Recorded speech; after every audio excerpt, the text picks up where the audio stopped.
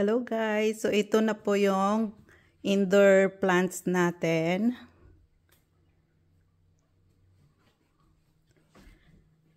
Actually pang outdoor din tong iba. Ito po yung mga moms, pang outdoor po to. Pinasok ko lang dito sa loob. So hindi talaga to sila maglalast kasi mga fall flowers lang to. Siguro ano lang to, sa ganitong buwan lang sila. So pagka November, maano na to sila, malalanta na yung mga bulaklak nila. Pero buhay pa din to sila hanggang next summer. Ito yung banana natin. Ito yung mga indoor plants talaga. Maglalast talaga sila dito sa loob ng bahay. Like ganitong mga putus. Aabutin niya ng ilang taon dito. Okay lang yan sila.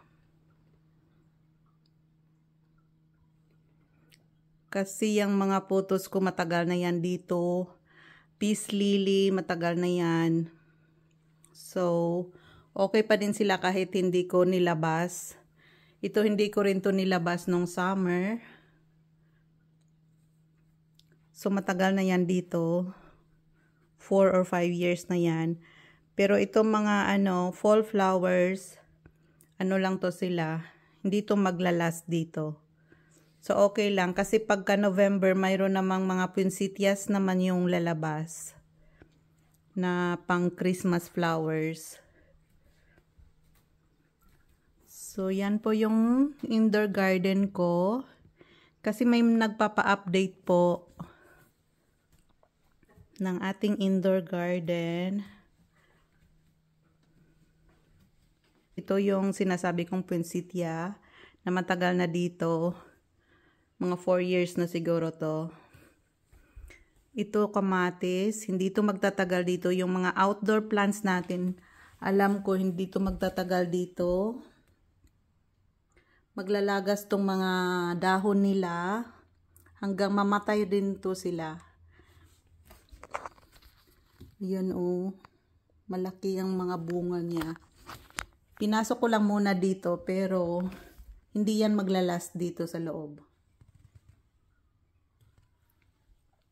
Gusto ko lang kasi makakuha ng preskong bunga nila kapag nagluluto kami. Ito din kaka-red pa lang niya ng mga ng mga bunga.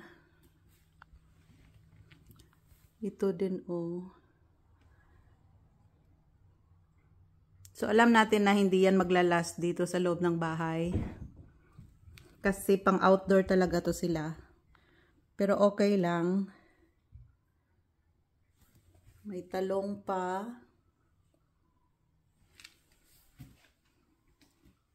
So, yan po yung mga tanim natin dito sa loob ng bahay. Mayroon pa dito.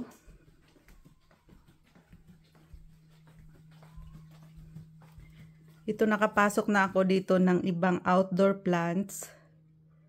Flowers. Poinsettia pinasok ko muna para ma-enjoy ko muna.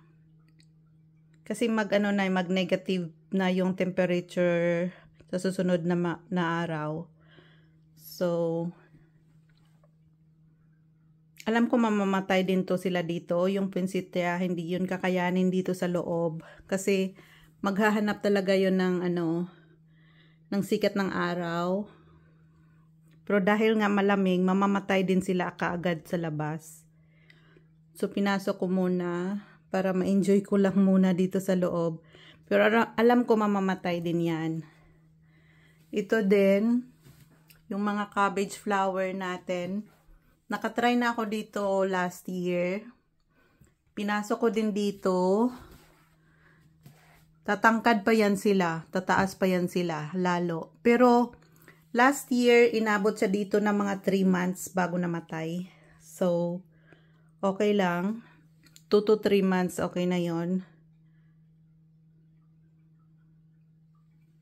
So, titingnan ko ngayong taon kung ano. Mayroon pa akong kamote dyan. Yun yung mga kamote na kinuha ko sa labas. Pinasok ko muna dito. Importante lang dito, ma-survive nila yung 5 buwan dito sa loob.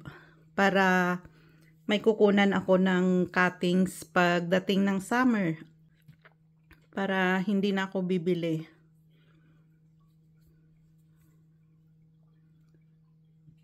Hindi kailangang lalago sila dito sa loob. Ang importante, ma-survive lang nila yung 5 months.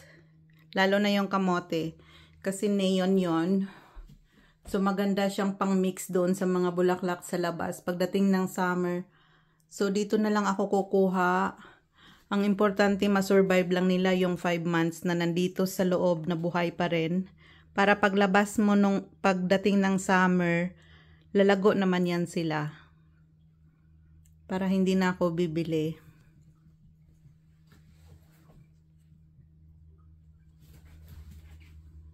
Yan po yung mga flowers natin.